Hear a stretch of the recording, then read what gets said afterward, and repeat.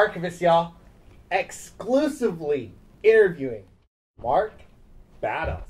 Yeah. And who is Indiana's Mark Battles? Well, from my perspective, I think it's a pretty chill guy, you know, just a hard worker. Somebody that's just really focused on doing a lot of things that haven't been done yet, musically and just around the world. I got a plan and I got a vision, you know, I want to capture, really get hold of a lot of things through music. So this is the beginning to some people, but you know me, I'm 9 years in. Feel like a vet already. And what got you started? You're influenced by Big Punisher, Tupac, Jay-Z, Eminem, LL Cool J, DMX, and Drizzy Drake. Yeah. Well, what got me started, you know, it's a couple things. It's not just one thing, but I would say mainly what got me started was Biggie's Life After Death CD.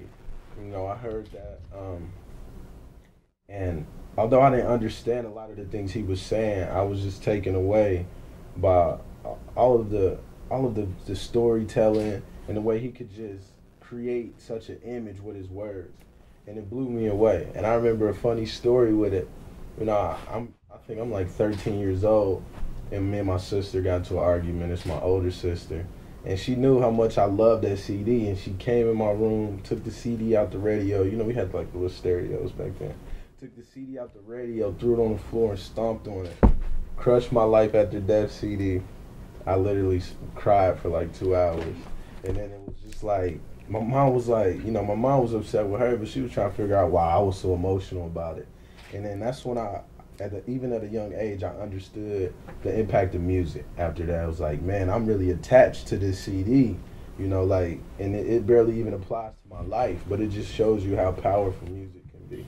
And that's what made me want to be a rapper, was that CD.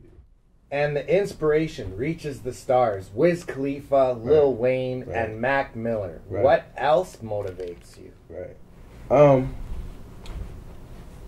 My family, my friends, you know, just feeling like I can be the person that can not only change my life and my family's life, but a lot of the people around me, and I can help contribute to a lot of careers, not only in music, but if I can refer you to somebody I meet from being who I am or who I may become, that can start you off in the film industry or, you know, in fashion, you know, just being responsible or having a hand in somebody becoming the person they want to be. That's what's important to me. That's what inspires me.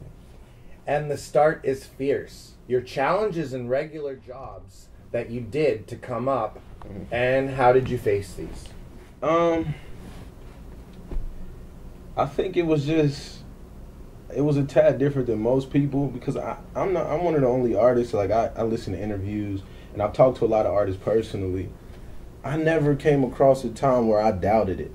You know, it's not like knocking anybody else, but I just always felt like this was what I was supposed to do once I started. So even at my worst, even when I was at the bottom, you know, when it was really just, when I didn't have no food to eat, no place to stay, it was never a time where I felt like I'm about to give up. You know, it never crossed my mind. It always felt like, okay, get through this, because at the end of it, your life is going to be like this. And that's how I always looked at it. So I was just motivated. And my motivation goes beyond, you know, hard work, because that's just one step. You know, it's like I was motivated to prove everybody wrong and to prove the people that supported me right. So it's never been a time where I didn't feel like it was going to be something that I was going to be able to accomplish. So it's a tad different than a lot of people, you know, because some people feel like my back's against the wall, like, oh, should I give up? What should I do? I never experienced that. My back was against the wall, it was more or less like, okay, your back's against the wall right now, get through this, because later it's going to be a lovely life, you know. And starting in the game in 2005, Good Morning America. How did it go when you started out? I started young. 2005, when I started doing music, I was 14, you know, and creating music, creating albums, and I went through high school selling CDs, getting them packaged up and selling them in my school and stuff.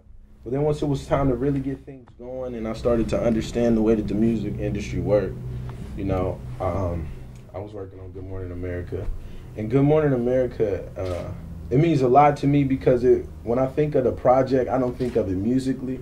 I think of the time period it represented. And if you listen to the music, it's a lot of pain in it. You know, it's a lot of struggle in it. And it's because it was probably the worst time of my life. I didn't have a place to live at the time. I was living in the studio. And the benefit from that is you get to record. So, you know, I'm living in the studio and I'm struggling. Me and my girl, like, we can barely afford to eat some days, but I'm creating this music, and the music is what was giving me hope. So you listen to Good Morning America, it started everything for me. It's real passionate. The music is real raw. I was still trying to find myself, but the pain in it is real. It's genuine pain. The stories in it are real. So, you know, that mixtape will always be dear to me. And then a series called Saturday School. Mm-hmm.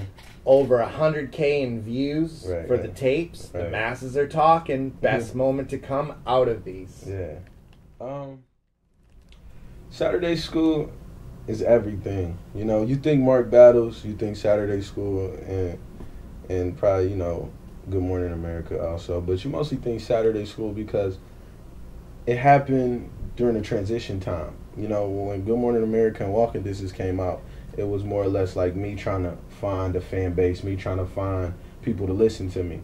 Once Saturday School Part 1 came out, I already had like an initial fan base, and I had people waiting on it. And this was the first time in my life where I was creating a project, and I knew that there were thousands of people waiting to hear it. So you create it with less stress, and you have more creative freedom. Because when you're creating it and you're thinking, I might be the only person that's going to listen to this, you're pressured to kind of conform to the other trends in music. You know, it's like, man, I got to get people listening to this, so maybe I need to do a Lil Wayne type of song or a Drake type of song, you know, because I want people to like it. I want people to like it. Oh my gosh, and you're panicking. But once you got people waiting on it and you got fans that love you for the work that you create already, you can create the music and you can establish the sound in a more genuine way. So when Saturday School Part 1 came out, I was so excited because, like, this is me. Oh, I'm on here putting freestyles. It's 3 minutes long on here, and people gonna love it. You know, I'm going against the norm with the songs. I'm jumping on other people's beats and making full songs on them, jumping on mine, and doing whatever I wanted. And it was just fun. The creative process behind it was fun, and in selecting the songs, because I recorded like 50 songs before I made it. So selecting the songs for Saturday School Part 1 also was fun. And the brand, Fly America. Yeah. It's official. Fly or die. Yeah. Let's hear about it. Why did you choose the name, and how's the grind? Well, you know, we chose the name back in 2011. It was me, DJ Young One, and my assistant, Brittany. We was really just trying to come up with something that wouldn't contradict what we stood for, and also that kind of represented what my first debut mixtape was going to be, which is Good Morning America. So Good Morning America, the name was around, you know, probably 8 months before the actual mixtape came out, or before we even started the mixtape. So we was like, okay, I got this mixtape, Good Morning America. And then I was kind of going through a point where I didn't know what to do, so I was just trying different things, and every time I was on camera, I would say, hey, America, like I was speaking to the whole country. Like, you know, just trying to big myself up. So I was like, I'm always saying this and that, and, you know, it's a place I live in. Also, we wanted something that'll look good on clothes and sound good. So as simple as that sounds, you know, that's how we decided to go with Fly America. And Walking Distance, 100,000 downloads. Ooh. Collab tape with King Los. Yeah. Whoa. Right. And sponsored by True Religion. Yeah. I'm Aware Now, and Coppin' a Whip, just like Hobson. Right. Okay, doing your homework on that one. Yeah, we were sponsored by True Religion for like 3 weeks. It went well. You know, they sent us a lot of stuff. It was dope. Sent us a lot of clothes. You know, we were also sponsored by Diamond when they first started out. They sent us like 20 boxes of clothes. And I'm going to put this on the record now. Like, I didn't like it that much, so I didn't really wear it. And then like 6 months later, Diamond blew up. And we had all these boxes, and now we're like, okay, send us the new stuff. And it's like, no. You didn't give us no pictures or nothing. We was like, oh man, we lost one on this one. Right. So no, it is. But yeah, with the card, it's crazy. Yeah. I got mine's like a week before Hobson. So like I saw Hobson post his Challenger on there, and his is crazier than mine. So you know, it was like he was trying to get one up on me. I tweeted him about it. He didn't respond to the tweet, so I'm like, maybe he did see it and get inspired, you know. But yeah, shout out to Dodge. You know, the Challenger is nice. I don't know too much about cars, but people like it, so you know. And Castle Walls track on the Midwest Leak Mag, Right. 6 double-digit upload views. Uh-huh. You met Future, Travis Porter. Right. Who else you're really pushing? Okay. Yeah, I mean, you said it right there. You said a lot of it. We met a lot of people. I've came across a lot of artists, you know. Of course, J. Cole, met him. Had a nice conversation with him. And then the artists I work with, Currency, Wale, French Montana. I mean, I pretty much met everybody. But as far as having a relationship, you can meet people, be around them every now and then, but it's not, you know, it's not like you really know those guys until you can sit down or work with them and pick their brain on a few things. So I met a lot of people, but I know few, you know, and I like to keep it that way. And collabs, Lola Monroe, Currency, Dizzy Wright, French Montana, pretty dope. That is a great choice. Right. And who's next? Who's next? Well, we got a song with Wale coming out real soon. We was gonna shoot the video in December, but you know, as you know, I'm on this tour, so we probably shoot the video in January. I'm looking to work with Jake Miller. You know, we just reached out to his people. So if y'all know Jake Miller, he just signed Warner Brothers. He's doing real good right now. So just look forward to those things. Wale, mostly. And touring with King Los, Rocky Fresh, Saturday School Nationwide, and now the MGK Across Canada Right. Rage and Reindeer Tour. The best tour and the largest crowd you've ever rocked. I don't like to, I don't know, sometimes you got to be careful with what you say, you know.